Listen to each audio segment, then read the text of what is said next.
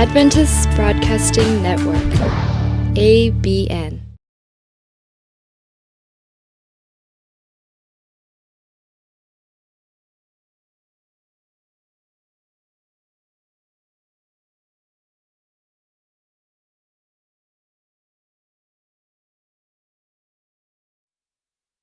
좀 실천을 해보려고 노력하십니까? 근데 사실 그건요, 스트레스 안 받는 방법을 가르쳐 드린 것 뿐이고, 실제로 하려 하면 잘 안 돼요. 예, 우리의 생각의 변화가 와야 됩니다. 예, 가치관의 변화가 와야 돼요. 인생관이 바뀌어야 돼요. 신앙관이 바뀌어야 돼요.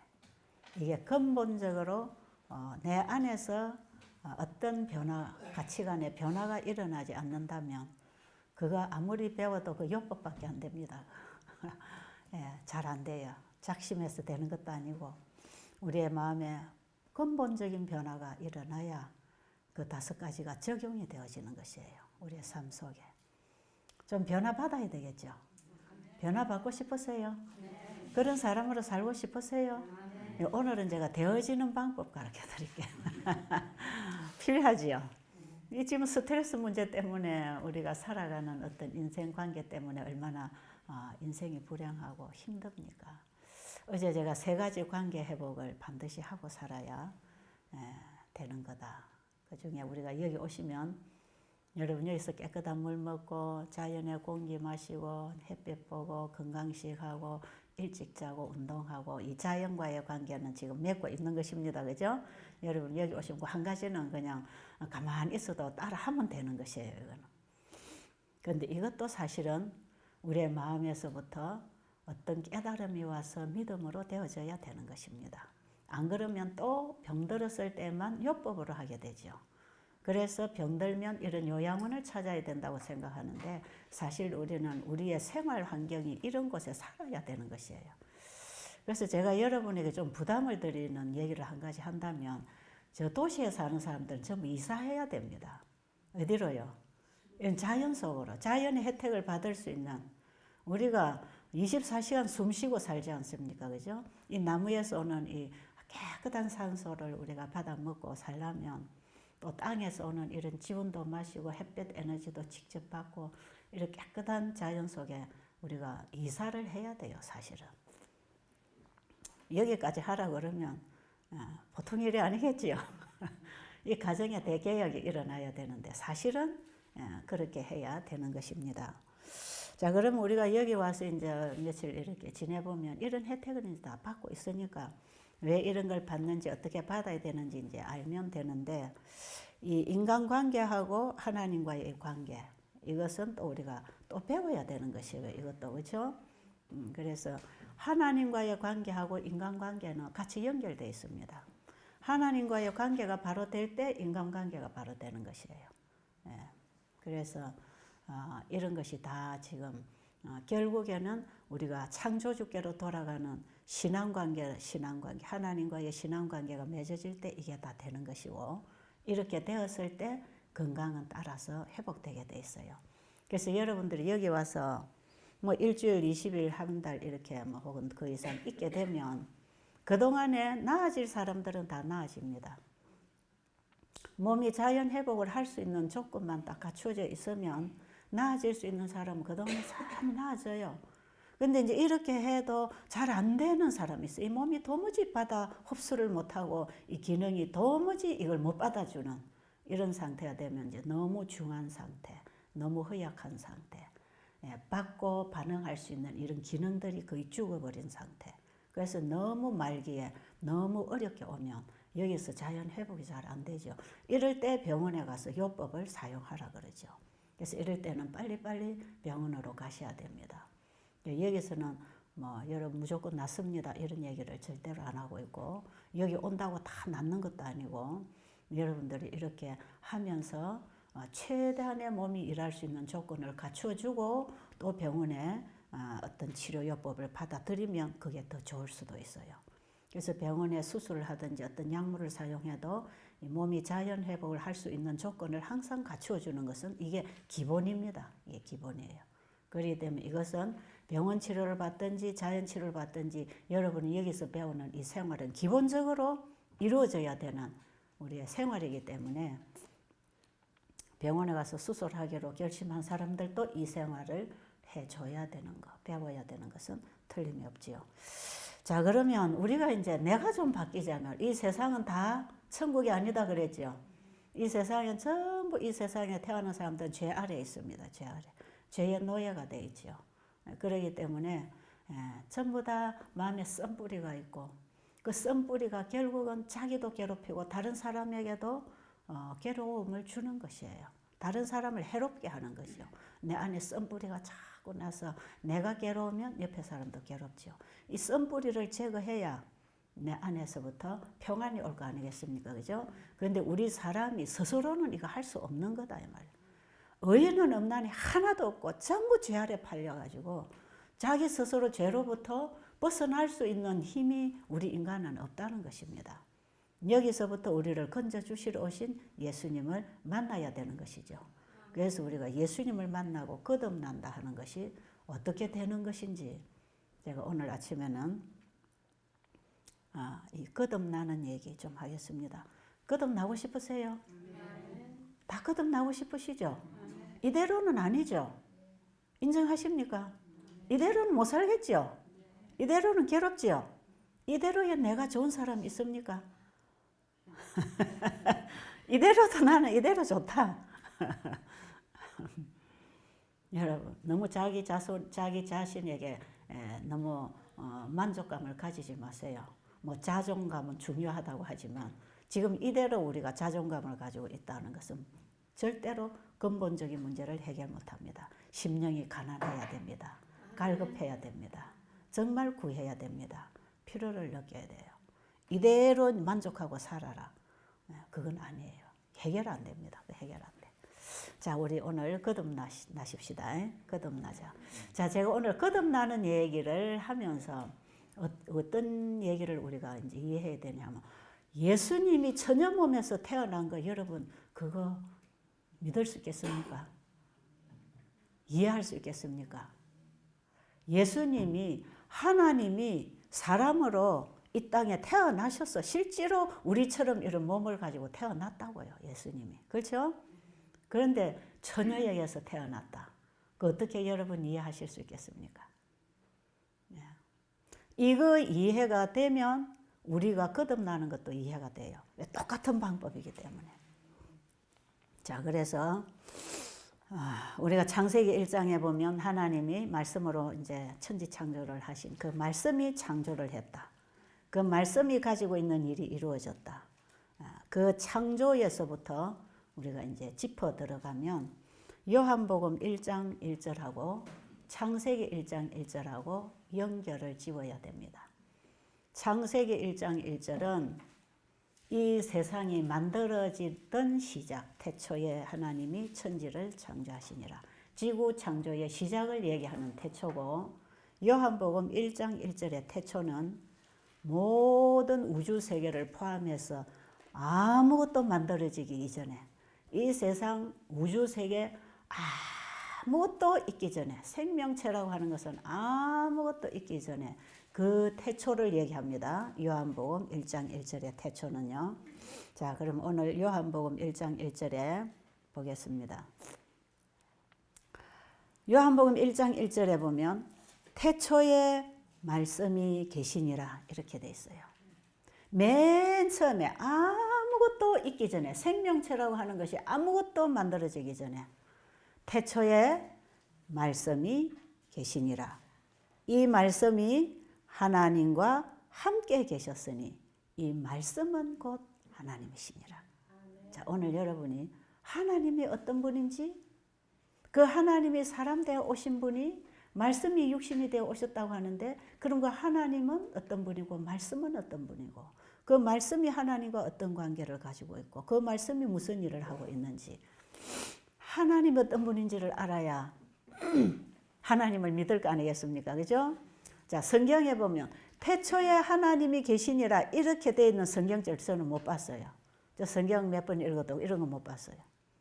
태초에 예수님이 계시니라 이렇게도 안 돼 있어요. 태초에 성령님이 계시니라. 이런 것도 안 써놨습니다. 이렇게 안 쓰여져 있어요. 태초에 누가 계셨다? 태초에 말씀이 계시니라 그랬어요. 태초에 말씀이 계시니라. 이 말씀이 하나님과 함께 계셨으니 이 말씀은 곧 하나님이시니라. 태초에 계신 이 말씀이 누구와 같이? 하나님과 함께 계셨다고 소개하는데 그 말씀으로 만물이 창조되었다고 얘기합니다. 그 말씀 안에 생명이 있고 거기에 창조의 생명, 빛이 있었다고 합니다. 그 말씀이 육신을 입고 이 땅에 오신 분이 예수님이라고 요한복음 1장에서 설명하고 있어요. 오늘 여러분 제 얘기를 잘 들으시면 이해가 참 잘 될 것이에요. 굉장히 쉽게 설명을 해드릴 테니까 여러분이 여기서 뭔가 오늘 하나 잡아야 돼. 하나님 말씀이 뭔가 이것만 딱 잡아버리면 그때부터 여러분이 알아서 하게 돼 있어요. 자, 하나님의 말씀은 태초에 말씀이 계셨고 이 말씀이 하나님과 함께 계셨고 이 말씀이 곧 하나님이시라. 그 말씀으로 만물이 창조되었고 그 말씀이 육신을 입고 이 땅에 오셨으니까 그분이 누구다? 예수님이다. 그럼 예수님이 창조주십니다. 그죠? 창조하셨지요? 하나님과 함께 창조하셨지요? 그 다음에 그 예수님 안에 생명이 있었지요? 그 예수님이 하나님이시죠? 그렇죠? 그 말씀이 이제 육신을 입고 태어나는 과정을 제가 조금 이제 설명하면 우리가 어떻게 말씀으로 거듭나는지 이제 이해가 딱 되게 돼 있기 때문에 그 얘기를 조금 하기 전에 제가 설명을 지금 붙이는 것이에요. 자, 열왕기상 19장 12절에 보면 엘리야가 바알의 죄를 고하고 이제 나중에 이제 이 엘리야가 다 우상숭배에 빠지고 다 타락하고 나만 혼자뿐이라고 하는 외로움 속에 있을 때 하나님께서 그를 불러서 너 혼자만 아니고 준비된 7,000명 바알에게 무릎 꿇지 않은 7,000명 있다고 하는 이런 말씀을 해주실 때에 여기에 열왕기상 19장 12절에 보면 하나님은 바람 가운데 불 가운데 지진 가운데 나타나시는 게 아니고 세미한 음성으로 다가오셨다 그랬어요. 엘리사에게 다가오신 하나님은 어떤 모습으로 이렇게 오신 게 아니고 세미한 음성으로 오셨다. 엘리야는 하나님의 음성을 들었습니다. 태초부터 말씀이 계시니라.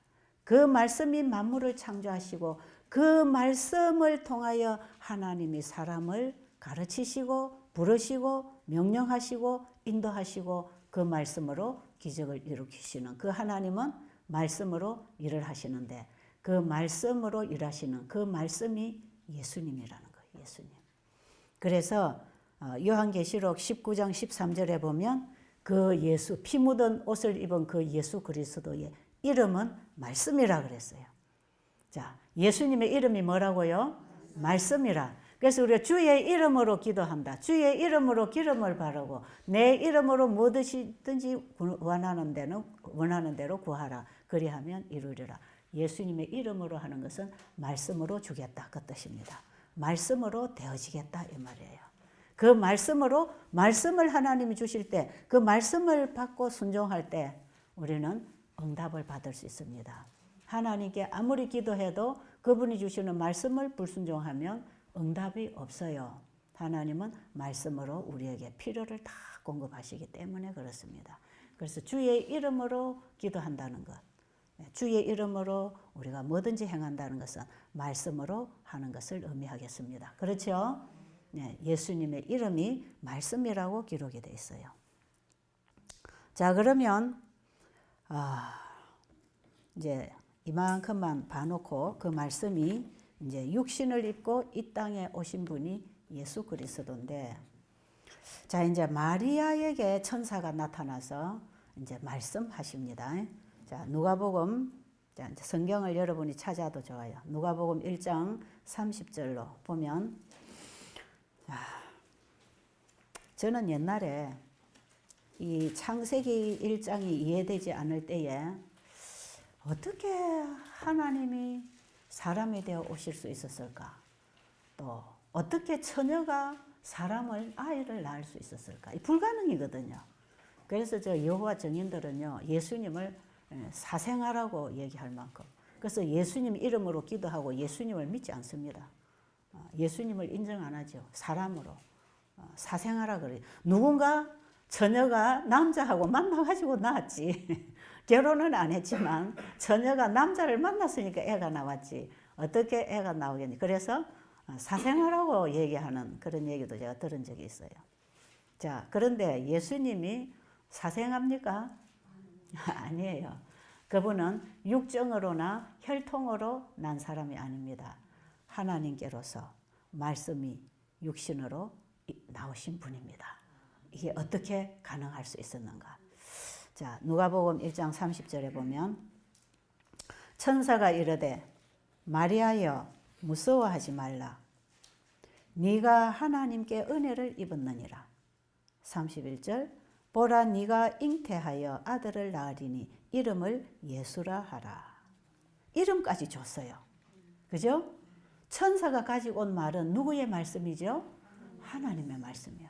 성경에 기록된 말씀은 누구의 말씀이죠? 하나님의 말씀입니다. 자, 32절에 그가 큰 자가 되고 지극히 높으신 자의 아들이라. 마리아가 천사에게 말하되 나는 남자를 알지 못하니 어찌 이런 일이 있으리까. 마리아는 분명히 애를 놓으려면 누가 있어야 된다는 거예요. 남자가 와야 아기가 생기는데 내가 남자를 알지 못하는데 어떻게 이런 일이 있을 수 있으리까. 35절에 천사가 대답하여 이르시되, 여기 참 중요한 말씀이에요. 천사가 대답하여 이르시되 이르되 성령이 내게 임하시고 지극히 높으신 이의 능력이 너를 덮으시리라. 성령이 임하시고 지극히 높으신 이의 능력이, 성령이 임하시고 지극히 높으신 자의 능력이 뭘로 임하시는가? 말씀으로 임하십니다. 말씀으로 임하세요.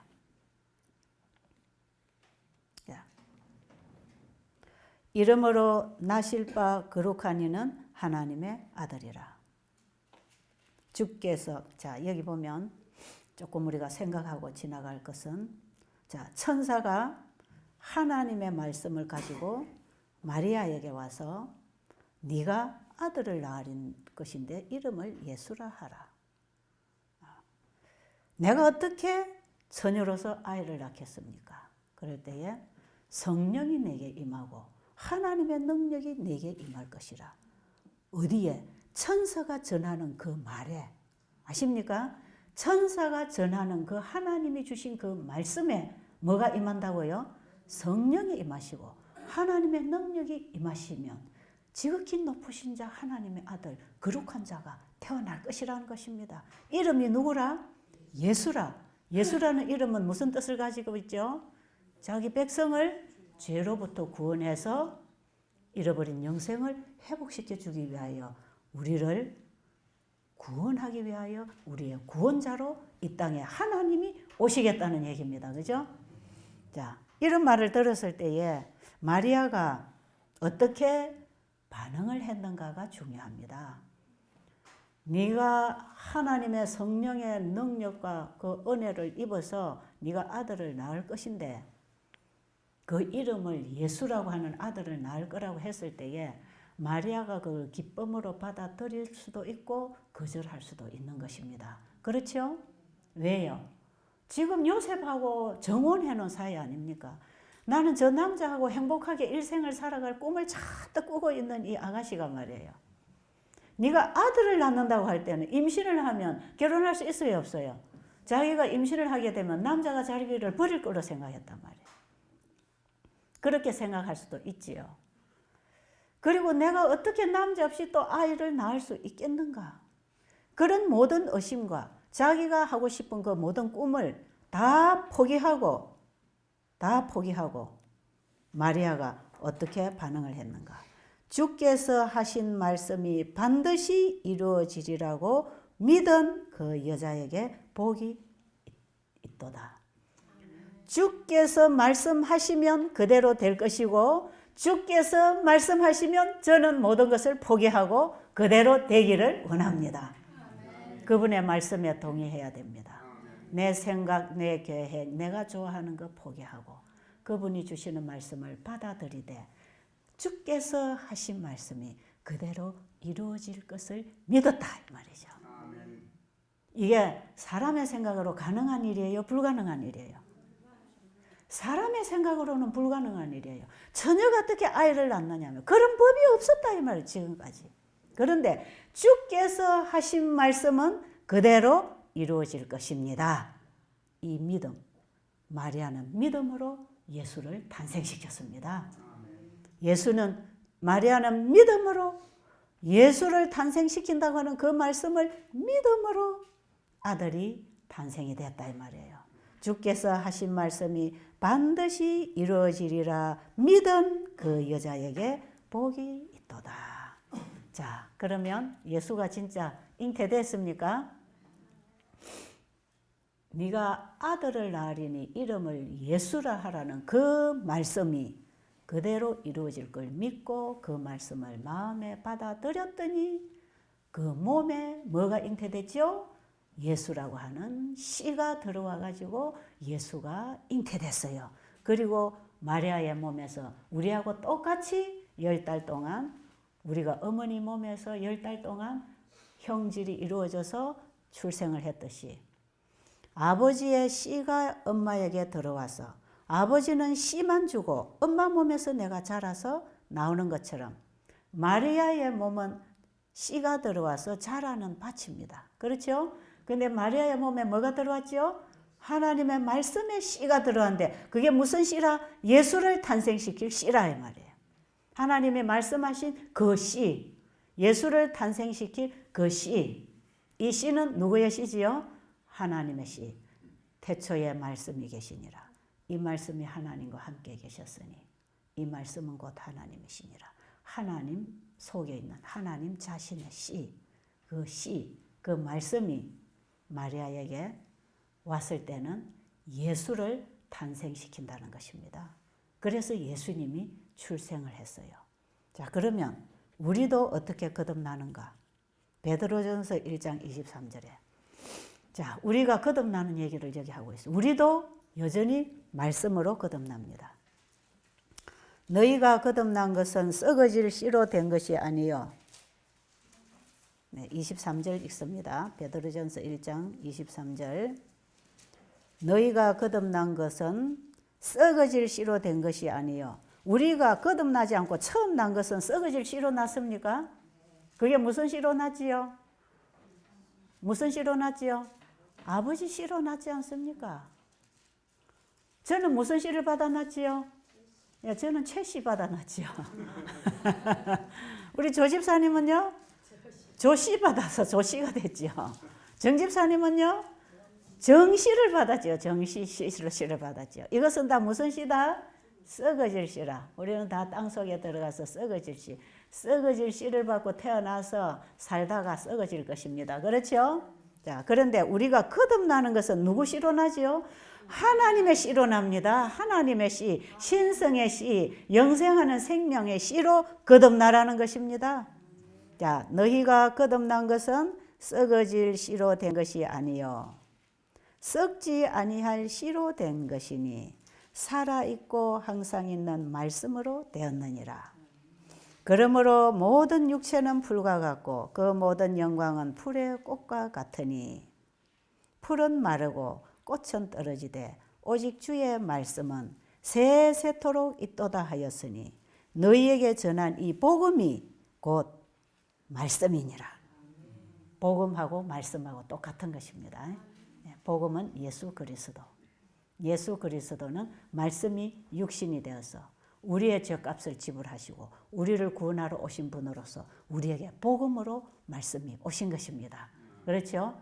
우리는 예수 그리스도는 우리에게 복음이셨는데 그분은 말씀이셨다 이 말이죠. 그 복음하고 말씀하고를 여러분들이 연결을 해야 됩니다. 자, 이 말씀은 죽어요 안 죽어요? 이 말씀은 안 죽어요. 썩어요 안 썩어요? 변해요 안 변해요?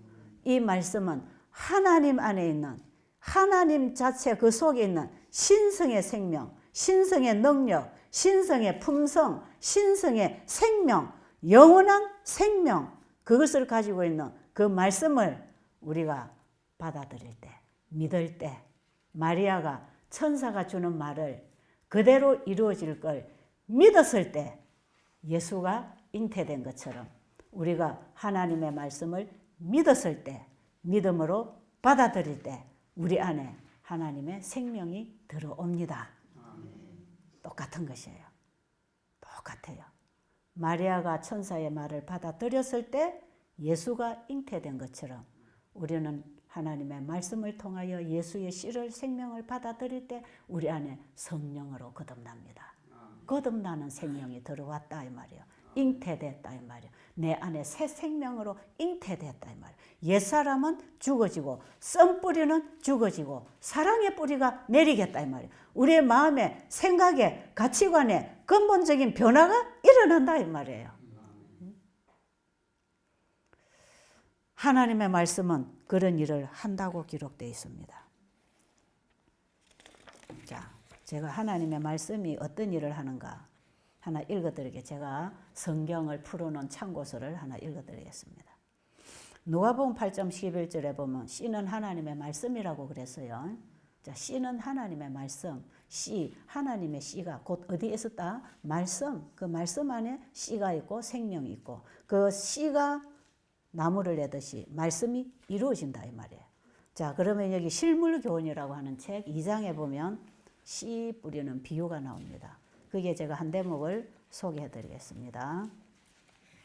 자, 여러분 씨가 뭔가를 이해를 하면 하나님의 말씀이 뭔가를 이해를 하게 돼 있어요.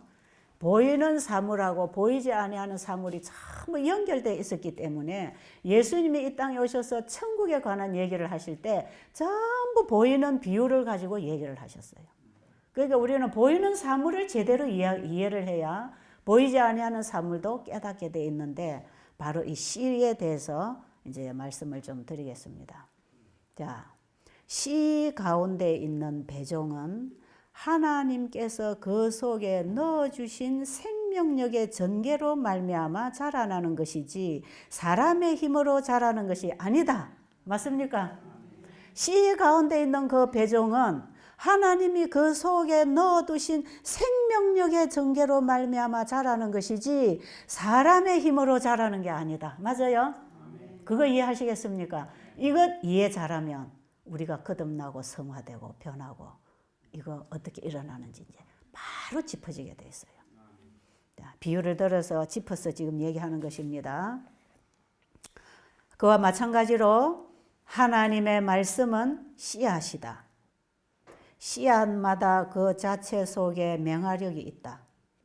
하나님의 모든 명령과 그분의 말씀 속에는 능력, 곧 하나님의 생명이 있으므로 그것으로 말미암아 모든 명령은 실현되고 모든 약속은 성취될 것이다. 하나님의 말씀 안에도 그 말씀을 이루는 모든 능력과 생명이 있어서 그 말씀을 믿음으로 받아들이는 모든 사람 속에서 그 말씀이 이루어집니다. 생각을 바꾸고 감정을 바꾸고 가치관을 바꾸고 행동을 바꾸고 말을 바꾸고 인생을 바꾸고 일을 바꾸고 바꿔줍니다. 뭐가 들어오면 하나님의 말씀이 우리의 마음에 들어오면 그 말씀이 그 일을 하는 것이지 내가 하는 게 아니다 이 말이에요. 어저께 제가 스트레스 안 받는 법 5가지 그거는 전부 성경을 통해서 하나님이 그렇게 하라고 명령하신 말씀이고 이것을 알아라고 우리에게 사실을 가르쳐준 내용 아닙니까? 그죠? 그 말씀이 우리 안에서 이루어지려면 그것이 하나님의 말씀이라는 것을 믿을 때 그 말씀을 받아들이는 것입니다. 믿음이라고 하는 게 뭔가? 상대방이 선물을 주면 발이 걸어가야 되고 손이 가서 받아와야 내 것이 되는 것처럼 믿음은 하나님이 주시는 선물을 내가 나가서 받아야 되는데 뭐가 나가서 받아야 돼요? 마음이 가서 받아야 돼. 마음이.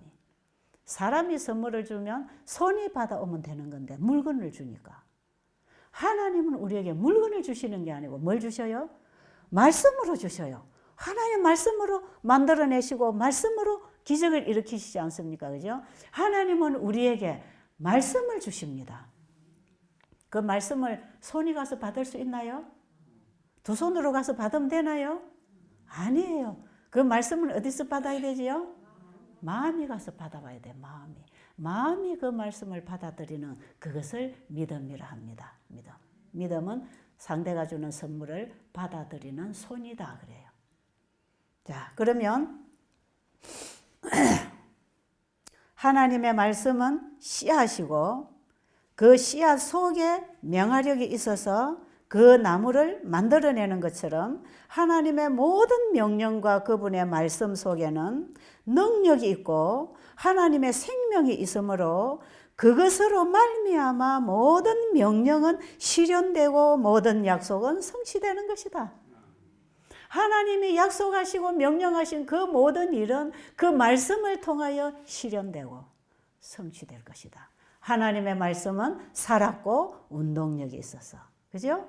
좌우의 날선 어떤 것보다도 더 예리하여 영과 혼과 및 관절과 골수를 찔러 쪼갠다 그랬잖아요. 그 하나님의 말씀이 사람의 생각을 바꾸고 사람의 감정을 바꾸고 행동을 바꿀 수 있는 능력을 행사할 것이기 때문에 우리는 내가 힘들게 하라는 게 아니고 그분의 말씀이 그대로 이루어질 걸 믿을 때, 받아들일 때 그 말씀이 내 안에서 실현되고 내 안에서 원동력이 되고 내 생각과 내 감정과 행동을 일으켜서 현실로 이루어집니다. 그러니까 우리 사람은 스스로 행하는 게 아니고 받음으로 산다 이 말이에요. 그죠? 이웃을 사랑하는 것, 이웃에게 나누는 것은 하나님께로부터 받아야 되는데 하나님 우리에게 뭘로 주신다? 말씀으로 주신다. 자, 받는 대상하고 주어야 될 대상을 바로 하라 그랬죠.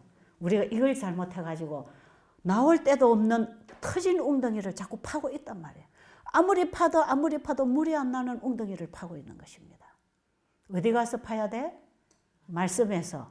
누가 주시는데? 하나님이 말씀으로 주시기 때문에 우리의 공고하고 목마르고 가난함을 말씀에서 받아 먹어야 됩니다. 자, 이 얘기 이해하시겠어요? 자, 하나님의 말씀을 믿음으로 받아들이는 자는 실제로 하나님의 능력과 품성을 받는 것이다. 우리가 하나님의 능력을 가지고 하나님의 품성을 가지고 죄를 이기고 악을 악으로 갚지 않고 악을 선으로 나에게 힘들게 하는 사람을 용서하고 그를 위하여 기도할 수 있는 그 정신은 어디서 와야 되는가? 하나님이 우리 마음에 넣어주셔야 됩니다. 우리의 마음이 하나님의 마음과 만나고 우리의 생각이 하나님의 생각과 만나고 우리의 감정이 하나님의 감동하심으로 만나고 우리의 말이 하나님의 말씀과 일치되어서 우리의 행동이 말씀으로 이루어지는 것, 그것이 이웃사랑입니다. 아시겠죠? 이렇게 해서 이웃사랑이 이루어지는 것이지 죄 아래 팔려있는 본성적인 죄인이 이웃을 아무리 사랑하려고 해도 내 안에 본성이 이기심이고 내 본성이 죄고 죄의 종이 되어 있기 때문에 이것은 불가능한 것입니다. 그러면 성경에서 내 이웃을 내 몸처럼 사랑하고 원수를 복을 빌어주고 가진 것을 가난한 자에게 나눠주고 70번씩 7번씩 용서하고 우리가 할 수 없는 불가능한 이런 요구는 내가 하는 게 아니고 하나님의 명령 속에는 하나님의 말씀 속에는 그 일을 이루는 능력과 생명이 있어서 그 말씀이 그 일을 이룰 것이니까 우리는 그 말씀을 받기만 하면 되는 거. 편해졌어요? 수고하고 무거운 짐진 자들아 다 내게로 오라. 내가 너희를 쉬게 하리라. 나는 마음이 온유하고 겸손하니 나의 멍에를 메고 내게 배우라. 그리하면 너희 마음이 쉼을 얻으리라. 진리가 너희를 자유케 하리라. 자유케 하는 율법. 이런 얘기가 전부 이런 식으로 믿음으로 받아들였을 때 이루어지는 것입니다. 이해하시겠어요? 자, 오늘 좀 쉬운 방법 하나 잡으세요.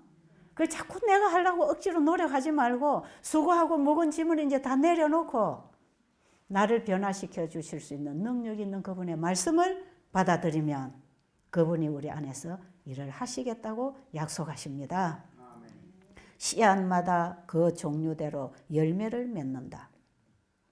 씨가 올바른 조건하에 심어지면 곧 발아해서 식물 속에 있는 자신의 생명을 자라게 한다. 그와 같이 믿음으로 마음속에 썩지 아니할 말씀의 씨를 받아들이면 반드시 하나님의 품성과 생명이 사람의 생명 속에 실현될 것이라. 믿음으로 하나님의 말씀을 받아만 들이면 그 말씀 속에 있는 그 명령이, 그 약속이 우리 안에서 실현되어서 이루어집니다. 이렇게 해서 하나님의 품성을 이루는 것입니다. 하나님의 말씀을 받고 거듭날 때 하나님의 말씀에 씨가 들어왔지요. 그 씨가 뿌리를 내리겠지요. 그렇죠? 그 다음에 그 씨가 자라겠지요. 떡잎이 나지요. 가지가 뻗고 잎이 피고 꽃이 피고 열매를 맺는 것. 다 뭐가 하는 것입니까? 내가 받아들인 그 말씀이 하는 것입니다. 그래서 우리는 말씀을 받아서 우리의 근본적인 생각이 바뀌어야 돼. 근본적인 우리의 생각, 가치관, 인생관이 바뀌어야 되는 것이고, 이 말씀이 들어와서 우리의 생각을 바꿀 뿐 아니라 그 말씀은 한마디만 받아가지고 거듭나고 완성되는 게 아니라 끊임없이 말씀을 받아 먹음으로 우리가 계속 자라야 됩니다. 그래서 하나님의 말씀이 들어와서 거듭난 새 사람은 하나님의 말씀으로 배우고 사는 것입니다. 하나님의 말씀에서 우리는 끊임없이 이제는 생명을 얻고 능력을 얻고 계속 자라갈 때 우리 안에 하나님의 신성의 품성과 생명이 역사해서 하늘에 들어갈 준비가 되는 것입니다. 제가 한 말씀 더 읽어드릴게요. 여기 성경 한 절 더 읽어드리고, 히브리 4장 2절로 보면 그들과 같이 우리도 복음 전함을 받은 자이나 들은 바 그 말씀이 그들에게 유익하지 못한 것은 듣는 자가 믿음과 결부시키지 아니함이라. 이미 믿는 우리들은 저 안식에 들어가는도다. 이 말씀은 무슨 뜻이죠? 우리가 지금 다 같이 복음을 받고 있습니다. 그죠? 우리가 지금 복음을 제가 지금 전하고 있지요? 하나님 말씀 전하고 있지요? 여러분들이 말씀을 지금 다 듣고 있습니다. 그죠? 그런데 이 말씀을 듣는 자가 그 말씀을 들어도 그들에게 아무런 변화가 안 일어나고 아무런 유익이 되지 못하는 것은 그 말씀을 듣는 자가 그 말씀에다가 믿음을 결합시키지 아니함이라. 그러나 이미 믿은 우리들은 하나님의 안식에 들어가는도다. 하나님의 역사하시는 손길 안에 들어간다 이 말이에요. 이게 누구의 말씀이라고요? 하나님의 말씀이에요. 하나님은 자신의 말씀이 이런 거라고 지금 설명하고 계시는 것입니다. 내가 너에게 어떻게 갈 것이며 어떻게 내가 너와 만날 것이며 내가 어떻게 너와 함께 일하고 너를 내가 행복하게 거룩하게 변화를 시켜서 하늘 백성으로 만들어 줄 것인지 하나님 우리에게 지금 이런 얘기를 하고 계시는 것이에요. 저는 신앙생활, 예수를 믿고 구원받는다는 것은요, 열심히 교회를 다녀가지고, 열심히 선한 해결을 해가지고, 기도도 밤낮 해야 되고, 이렇게 내가 열심히 이루어가지고, 그거 하나님께 갖다 드리고, 구원도 따고, 그거 하나님께 갖다 드리고, 복도 받고, 이런 게 하는 게 아니다, 이 말이에요. 그냥 빈손으로, 그대로 내게로 와서, 빈 마음으로 내게 와서, 내가 주는 거 너는 받으면 된다. 아멘이세요? 아멘. 쉬워요, 어려워요? 말씀을 받고 거듭나고, 말씀을 받아먹고 자라나고, 말씀을 받아먹고 계속 변화될 것입니다. 아멘. 우리가 할 일은 말씀을 먹어야 됩니다. 그래서 예수님께서 요한복음 6장에 보면 6장 몇 절인지 잘 모르겠어요. 54절에 보면 내 살을 먹고 내 피를 마시는 자는 영생을 가졌고 마지막 날에 내가 그를 다시 살리리라 그렇게 말씀하셨어요. 예수님이 내 살을 먹고 내 피를 마시라. 그러니까 유대인들이 뭐라 그랬죠? 저 사람이 누구길래 우리 보고 자기를 먹으라 하나. 유대인들은 꼭 예수님이 영적으로 얘기하면 육적으로 알아듣는 거라. 왜 그럴까요? 거듭나지 않아서 못 알아듣는 거예요. 이 말씀이 뭔지를 몰라요. 예수님의 입에서 나오는 이 진리가 무슨 얘기를 하고 있는지 들어도 듣지 못하고 보아도 보지 못하고 못 알아듣는 사람은 육으로 태어나서 육으로 난 것은 육이요 영으로 난 것은 영이니 육과 영은 서로 원수가 돼. 서로 합할 수가 없어. 알아들을 수가 없다는 것이죠. 그런데 예수님은 여전히 그들에게 살아나는 생명의 기별을 전하고 있었어요. 내가 누군가를 가르쳐 줍니다. 자, 말씀이 육신이 되어 이 땅에 오신 예수님은 예수님 안에 말씀이 있었습니까? 그게 생명이 있었나요? 그게 영생하는 능력이 있었나요? 그 예수님 안에는 그 영생이 있단 말이에요. 영생하는 생명, 부활의 생명이 그 안에 있었다 이 말이에요. 그래서 예수님도 부활하신 거 아닙니까? 그래서 나를 먹으라 그래. 나를 먹으라는 건 뭡니까? 네 마음을 받아들이고 나를 흡수해라 이 말이에요. 네 마음에 내가 들어가서 역사하도록 너희 마음에 나를 받아들이라. 그런데 유대인들이 예수님 받아들였어요? 안 받아들였어요? 안 받아들였어요. 그래서 이런 말씀을 하셔도 이 사람들이 못 알아들으니까 요한복음 6장 63절에 가보면 살리는 것은 영이니 육은 무익하니라. 내가 너희에게 이르는 말이 영이요 생명이라 그랬어요. 내 살을 먹고 내 피를 마시는 자는 생명을 가지고 살아서 나중에 부활한다 그랬는데 그게 무슨 뜻인지 모르니까 살을 먹고 피를 마신다는 게 뭔지 모르니까 내가 너에게 하는 말이 영이요 생명이라고. 내가 하는 말을 네가 받아들이면 된다고. 내 말을 믿으라는 것입니다. 너희들이 구약의 율법을 읽고 선지자들의 글을 읽었으면 그게 다 나를 얘기한 거다. 나를 얘기한 거니까 나를 받아들이라. 그들이 구약의 성경에 속에 있는 그 예수님, 그 말씀을 받아들이지 않고 형식적으로, 위선적으로, 율법주의로 피상적인 신앙을 가지고 있었기 때문에 그 말씀 속에 계신 그 예수님이 실제로 자기 앞에 나타났는데도 불구하고 못 알아봤다 이 말이죠. 참 이거 무서운 얘기 아니에요. 그 예수님을 못 알아보는 것입니다. 여기에 그런 말씀 하나 있어요. 여기에 요한복음 5장 38절에 보면 그 말씀이 너희 속에 거하지 아니하니 이는 그가 보내신 이를 믿지 아니함이라. 그 말씀은 유대인들이 읽고 있던 성경입니다. 예수님도 같이 읽으셨던 그 성경.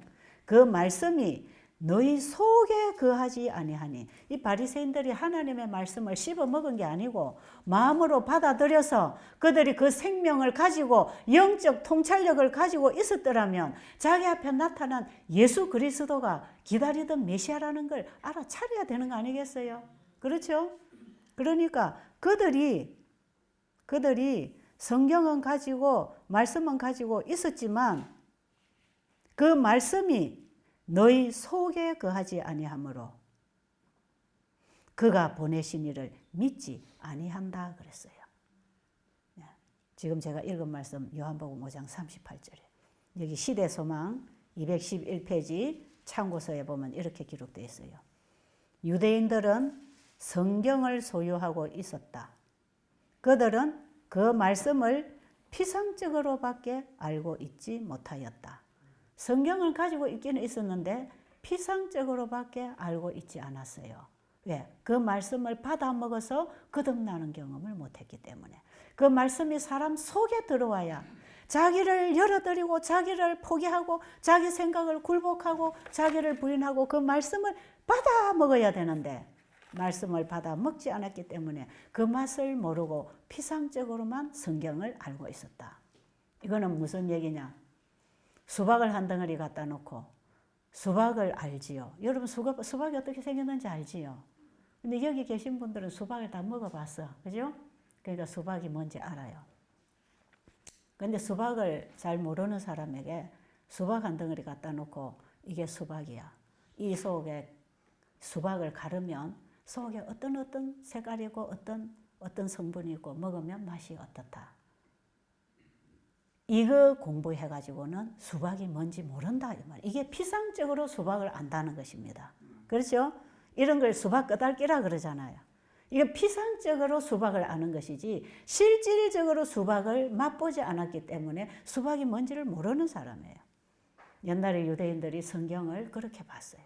성경만 줄줄 읽어가지고 딸딸딸 외워가지고 성경을 가르치고 율법적으로 성경을 지키느라고 철저하게 바리새인들이 성경을 지키고 있었지만 예수님이 실제로 오셨을 때 예수님을 알아볼 수 있는 영적 통찰력, 영의 눈이 없었다 이 말이에요.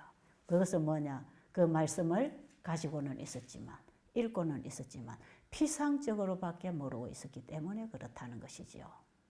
오늘날 우리도 그런가요? 네? 오늘날 우리도 그렇지 않나요? 이게 어디 유대인들에게만 적용되나요? 오늘날 우리는 성경을 얼마나 피상적으로 말씀으로 거듭나지 않으면 다 피상적입니다. 거듭나지 않으면 구원을 못 받는다는 얘기를 예수님이 하셨어요. 요한복음 3장에 보면 니고데모에게 거듭나지 않으면 구원을 못 받는다 그랬어요. 그런데 오늘날 기독교인들이 거듭나는 게 뭔지도 몰라. 거듭나려고도 안 해. 자기가 열심히 뭔가를 하고 다니고 기도하고 그냥 열성만 부리면 열심 갖고 구원 받는 줄 알아. 어떤 사람들은 철저히 또 건강개혁하고 뭐 봉사하고 이웃사랑 실천하고 열심히 봉사하고 뭐 예배에 교회 활동에 열심히 헌신하고 헌금 내고 시간 바치고 참여하면 구원 받는 줄 알아. 이거 다 피상적인 것입니다. 자, 유대인들은 성경을 소유하고 있었다. 그들은 그 말씀을 피상적으로밖에 알고 있지 못하면서 자신들은 영생을 얻었다고 생각하였다. 또 오늘날 우리도 그렇게 하고 있는지 모르겠어요. 그러나 예수께서는 그 말씀이 너희 속에 거하지 아니한다고 말씀하셨다. 그 말씀이 너희 속에 거하지 아니하면 영생이 없다는 것입니다. 말씀 가운데 나타난 그리스도를 거절함으로써 그들은 그분 자신을 거절하였다. 말씀 속에 있는 그리스도를 거절하는 것은 우리도 지금 예수님을 거절하는 것입니다. 아시겠습니까? 아무리 예수 믿는다고 교회를 열심히 쫓아다니고 뭐 봉사하고 선교사 한다고 외국으로 날아다녀도 말씀이 내 속에 거하지 아니하면 그리스도가 내 안에 없는 것입니다. 그리스도인이 아닙니다. 그리스도가 내 안에 들어와야 돼. 아십니까? 그리스도가 믿음으로 말미암아 그리스도가 내 안에 영접되어야 돼. 요한복음 1장 12절로 보면 자기 땅에 오매 자기 백성이 영접지 아니하였으나 영접하는 자 곧 그 이름을 믿는 자들에게는 하나님의 자녀가 되는 권세를 주신다 그랬어요. 이는 혈통으로나 육정으로나 사람의 뜻으로 나지 아니하고 오직 하나님께로서 난 자라 그랬어요. 이게 거듭난다는 얘기입니다. 하나님의 말씀을 우리의 마음에 받아들이면 그 말씀이 우리를 거듭나게 해서 거듭난 사람으로 살게 해 주실 것이다 이 말이에요. 그래서 우리는 말씀으로 거듭날 뿐 아니라 날마다 밥을 먹듯이 말씀을 먹고 살면서 계속 우리가 자라나야 되는 것입니다. 성장함이 있어야 되는 거죠. 이 말씀에 있어서 시대의 소망에 이런 말씀을 기록해 놨어요. 시대의 소망 303페이지에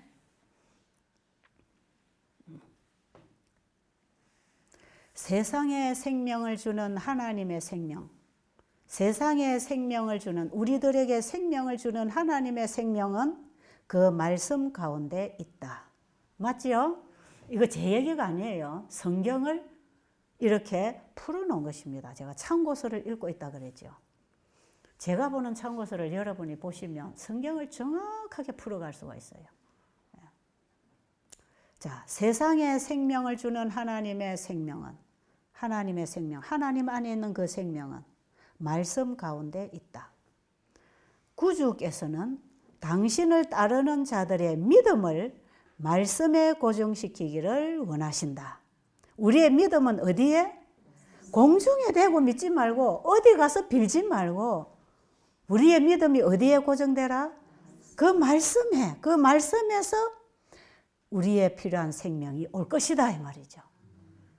공중에 대고 막연하게 비는 거, 교회를 형식적으로 다니면서 습관적으로 비는 거, 찬양하고 기도하고 습관적으로 하는 거, 이런 거에서 생명이 오는 게 아니고 어디서 온다고요? 예수님이 친히 말씀하시기를 당신을 따르는 자들의 믿음을 말씀에 고정시키기를 원하신다. 우리의 육체의 생명이 음식에 의하여 유지되는 것처럼 우리의 영적 생명도 말씀으로 유지된다. 매일 우리가 태어난 아기는 밥을 먹어야 자라지요. 여러분도 날마다 음식을 먹어야 우리의 생명을 유지할 수 있지요. 마찬가지로 영적으로 거듭난 아이도, 영적으로 거듭난 그리스도인도 날마다 하나님의 말씀을 먹어서 자라난다는 것입니다. 말씀으로 거듭나고 말씀으로 사는 것입니다. 우리의 육체의 생명이 음식에 의하여 유지되는 것처럼 우리의 영적 생명도 말씀으로 유지된다. 자양분을 위하여 스스로 먹지 않으면 안 되는 것처럼 우리도 그 말씀을 각자를 위하여 받지 않으면 안 된다. 밥은 자기가 먹어야 살찌죠. 자기가 먹어야 자기 힘 얻지요. 남이 먹은 거 가지고 내가 배부르지 않다 이 말이에요. 마찬가지로 우리도 각자가 스스로 자기를 위하여 말씀을 받아야 합니다. 어떻게 살아야 되는지 아시겠죠? 자, 이와 같이 진리의 원칙을 마음에 받아들여 소화시킬 때에 심령에 받아들인 하나님의 말씀은 본성적이며 땅에 속한 성정을 멸하고 그리스도 안에서의 새 생명을 준다. 하나님의 말씀을 음식 씹어 먹듯이 우리의 마음에 받아들이면 본성적이며 땅에 속한 성정이 뭡니까? 이 땅에 의인은 없나니 하나도 없고 다 죄 아래 팔려서 하나님을 찾지도 않고 선을 행할 줄도 모르는 우리 인간 아담의 후손으로 태어난 본성적인 죄, 이것을 다 뭐하고 멸해버리고 본성적이며 땅에 속한 성정을 다 멸해버리고 그리스도 안에서의 새 생명을 우리에게 준다. 그리스도 안에 있는 새 생명이 뭡니까? 말씀. 그 말씀이 우리 안에 들어오면 그 말씀이 가지고 있는 신성의 능력이 우리의 죄된 육신의 성정을 멸해버리고 썬뿌리를 죽여버리고 사랑의 뿌리가 내리는 것입니다. 하나님의 속성, 하나님의 품성, 신성의 생명을 받는 것입니다. 믿음으로 말미암아 그리스도를 너희 마음 가운데 계시게 하옵시고 사랑 가운데서 뿌리가 박히고 터가 굳어져서 그리스도의 장성한 분량에 이르기까지 자라라고 그랬죠. 우리의 육신은 풀과 같고 풀의 꽃과 같아서 다 시들어지고 썩어서 나중에 땅속에 들어가고 흙으로 없어지지만 하나님의 말씀은 영영이 서리라 세세토록 있도다 하였다 이 말이에요. 내가 너에게 전하는 복음이 곧 이 말씀이니라. 지금 여러분 우리는 하나님께로부터 오는 생명의 말씀을 받고 거듭나야 합니다. 어떻게 거듭나는지 이제 아셨어요? 오늘 또 방법을 배웠죠. 거듭나는 방법 배웠는데 이거는 실제로 이제 내가 말씀을 먹을 때 이루어지는 것입니다. 스트레스 안 받는 5가지 방법, 그것이 어떻게 실현되는가 우리 삶 속에서, 그것은 하나님의 말씀을 먹을 때 된다고 하는 방법을 오늘 또 가르쳐 드렸어요. 그런데 그것이 여러분에게서 이루어지려면 여러분이 이제 이 말씀을 받아 먹어야 됩니다. 그건 이제 여러분이 알아서 하는 것이에요. 이걸 누가 강요하겠습니까? 이걸 누가 대신해 주겠습니까?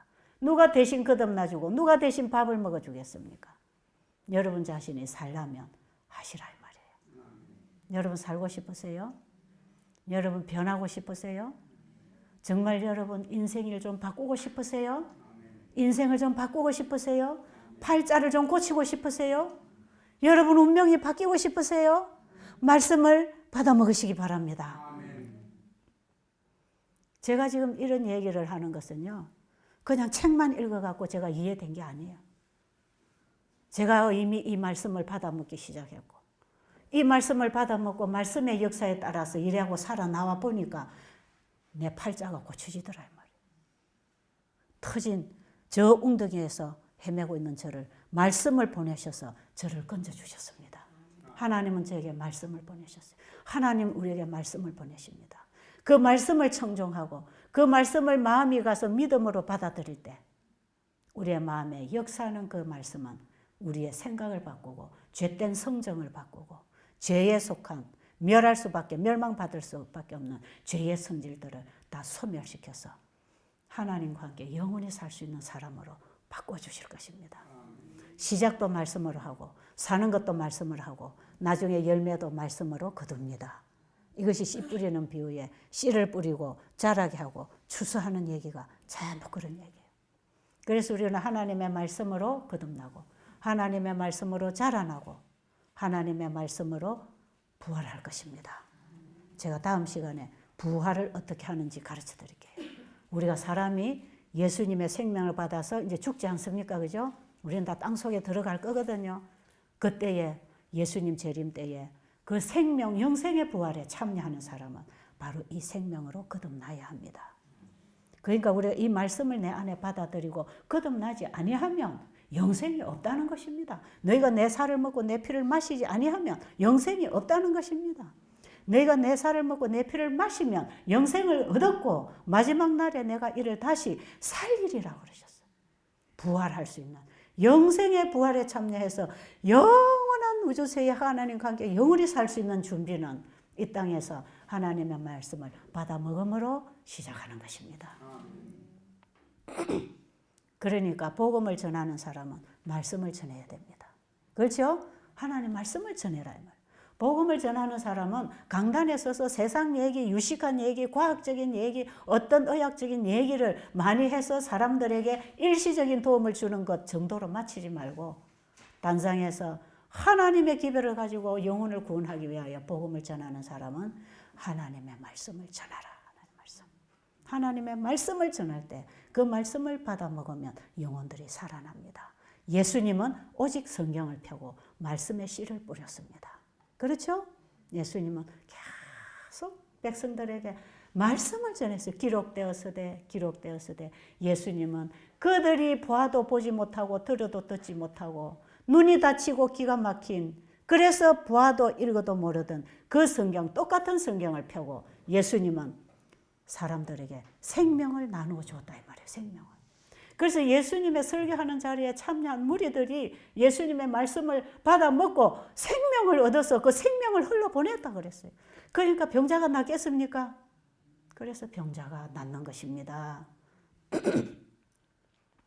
베델 수양원에 와서 현미밥만 잡숫지 마시고 아시겠죠? 뭐도 하나님의 말씀을 먹어야 합니다. 그래야 치유가 됩니다. 그래야. 그 복음 말씀이 우리의 치유제가 된다고 했지 않습니까? 실제로 그렇게 됐다 이 말이에요. 여러분 성서의학에 간증 쓴 사람들 얘기 들어보세요. 전부 말씀을 받아들이고 깨닫고 회개하고 변하는 얘기 아닙니까? 그 말씀에서 생명을 받고 빛을 받고 나았다는 얘기들을 한결같이 하고 있지 않습니까?